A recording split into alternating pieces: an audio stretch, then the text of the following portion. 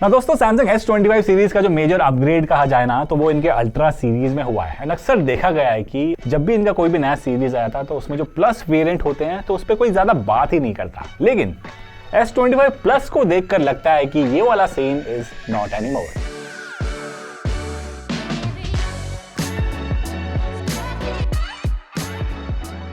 तो इस फोन को मैं यूज कर रहा हूं पिछले 20 दिन से on end of, and trust me, काफी इंटरेस्टिंग फोन है ये। कहां कमियां रह गई हैं और कहां चीजें इंप्रूव हुई हैं, जानेंगे सब कुछ इस वीडियो के एंड तक। मैं दिव्यकांत, आप देख रहे हैं माई स्मार्ट प्राइस, एंड बिना किसी देरी के let's quickly jump into the video. देखो, this phone looks quite identical to S24 plus. तो डिफरेंस कहां है दोनों में? डिफरेंस आता है चिपसेट में। इस बार स्नैपड्रैगन 8 एलीट मिलता है एंटायर S25 सीरीज में, और तो और सैमसंग का कहना है कि इस बार इन्होंने क्वालकॉम के साथ मिलकर ये चिप ऑप्टिमाइज किया है। एंड यस, ये चीज डे टू डे यूसेज में नजर भी आती है। फॉर इंस्टेंस, BGMI जैसे गेम्स में आपको 90 FPS का सपोर्ट मिल जाता है, साथ ही COD एंड Asphalt 9 जैसे गेम्स में 120 FPS का। लेकिन हाँ, काफी हद तक ये फोन वार्म जरूर हो जाता है, यानी कि इसका जो फ्रेम है और जो बैक पैनल है वो, जो कि आप एक्सटेंडेड गेमिंग सेशन के वक्त फील करेंगे, लेकिन इससे आपका परफॉर्मेंस में कहीं भी इंपैक्ट नहीं होता है। CPU थ्रॉटलिंग टेस्ट अगर आप देखें तो यहाँ पर 58% तक ये फोन थ्रॉटल किया है, जहां सेम चिपसेट वाले फोन 60 to 70% के अराउंड थ्रॉटल कर रहे थे। अब देखो, एक्सटेंडेड गेमिंग सेशन के बाद भी मेरे यूसेज के दौरान मैंने सच कहीं हिकअप्स या फिर फ्रेम ड्रॉप्स नहीं महसूस करे।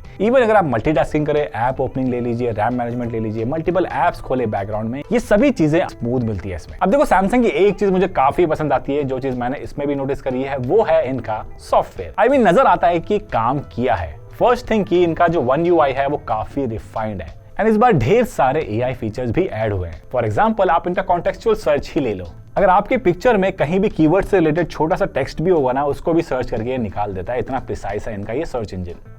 यही सर्च आप सेटिंग में भी यूज कर सकते हैं। For example, if you need the volume setting, just say why the volume is so low, it will show up all volume settings, जिससे आपको सेटिंग में कौन सी चीज कहां है वो ढूंढने की जरूरत नहीं पड़ेगी। उसके अलावा नाउ ब्रीफिंग फीचर ऐड किया है, जो क्रॉस ऐप फंक्शनैलिटी यूज करता है। मतलब नेक्स्ट डे कौन सी मीटिंग है, टू डू लिस्ट में क्या क्या है आपके, वो सारी चीजें एक रात पहले ही बता देगा नाउ ब्रीफिंग के through.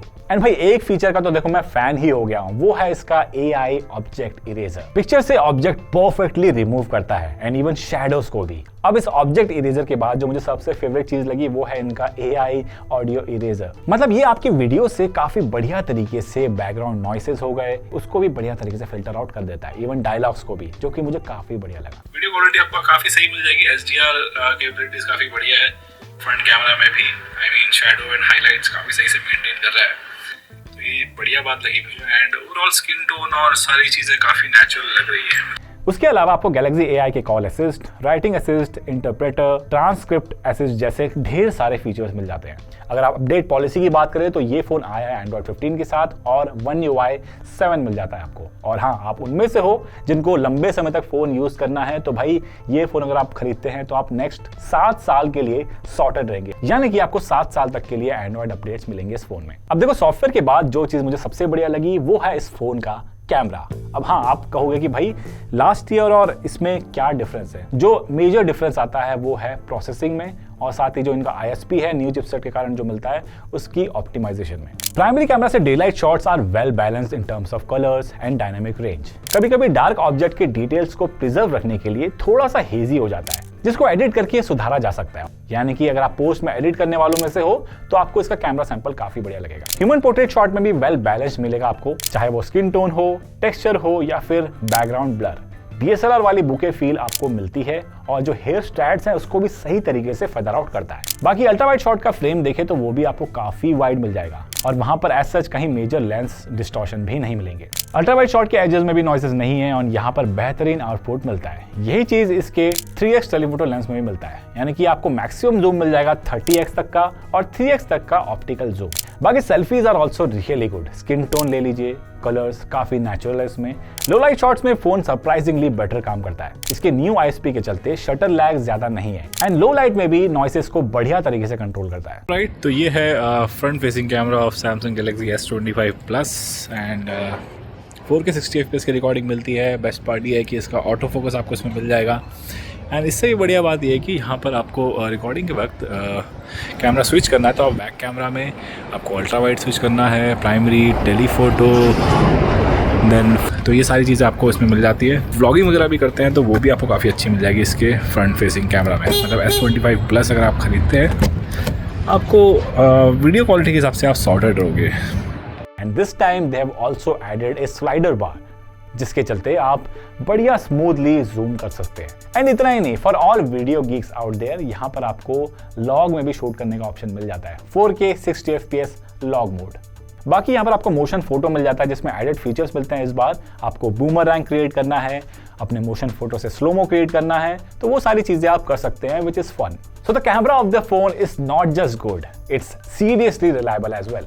And now to pack everything inside the chassis, यहाँ पर आपको मिलता है not so different design this time, यानी कि पिछले जनरेशन से आपको जो डिफरेंस मिलता है वो स्लाइटली थोड़ा सा फॉर्म फैक्टर में आपको लगेगा, थोड़ा सा स्लिम लगेगा ये फोन, और हल्का भी S24 प्लस से कंपेयर करेंगे तो। बाकी यहाँ पर आपको IP68 की रेटिंग मिलती है। एंड मेरे यूसेज के दौरान मुझे कहीं भी प्रॉब्लम नहीं आई है, होल्ड करने में काफी कंफर्टेबल है फोन। और लेकिन हाँ, अगर आपका पाम छोटे साइज का है तो मैं सजेस्ट करूंगा आप ये फोन के बजाय आप S25 ले लें।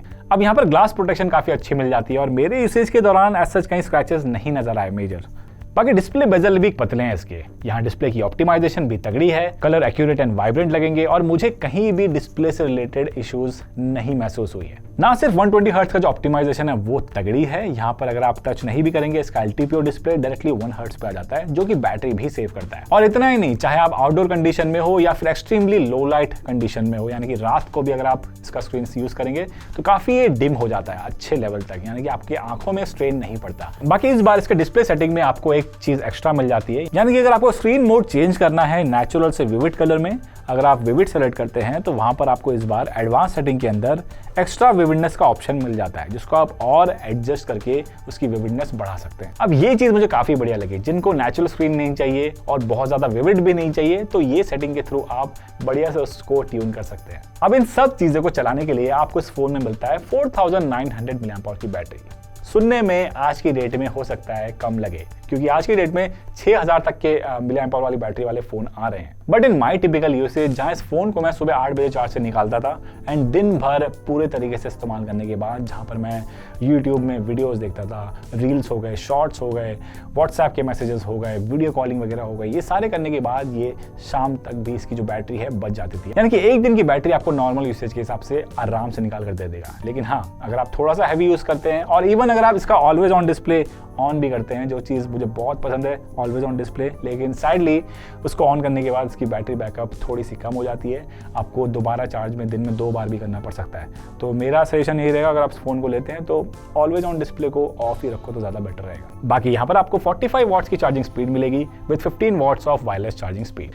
बट साइडली बॉक्स में चार्जर आपको नहीं मिलता है, but charging is something which is not very slow, यानी कि अगर आप 45 वॉट्स का चार्जर लेते हैं और इसको चार्ज करते हैं तो ये फ़ोन लगभग 50% चार्ज हो जाता है आधे घंटे के अंदर अंदर।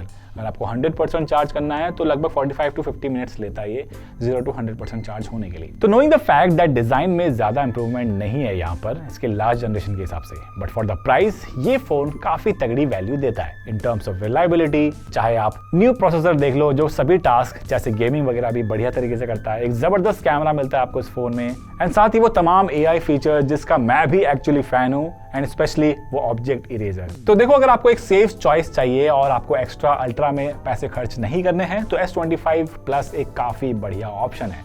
लेकिन हाँ, आपको वही सफेदी वही झाग चाहिए जो आपको S25 प्लस दे रहा है, लेकिन थोड़े कम दामों में, थोड़ा बहुत आप बैटरी से कॉम्प्रोमाइज़ कर सकते हैं और डिस्प्ले साइज से, तो आपके लिए S25 भी है, वो भी एक तगड़ा ऑप्शन आपको मिल जाता है। Alright guys, this was my review of S25 Plus। इसका एक्सट्रीम गेमिंग टेस्ट जल्दी आएगा हमारे YouTube चैनल पे, उसके लिए सब्सक्राइब कर लो और बेल आइकन दबाना बिल्कुल मत भूलना। और भाई, आने वाले टाइम में इसका कंपैरिजन किस फोन के साथ चाहिए वो भी बता देना नीचे कमेंट सेक्शन में। मिलते हैं जल्दी कुछ ऐसे वीडियो के साथ, तब तक के लिए बाय बाय, टेक केयर।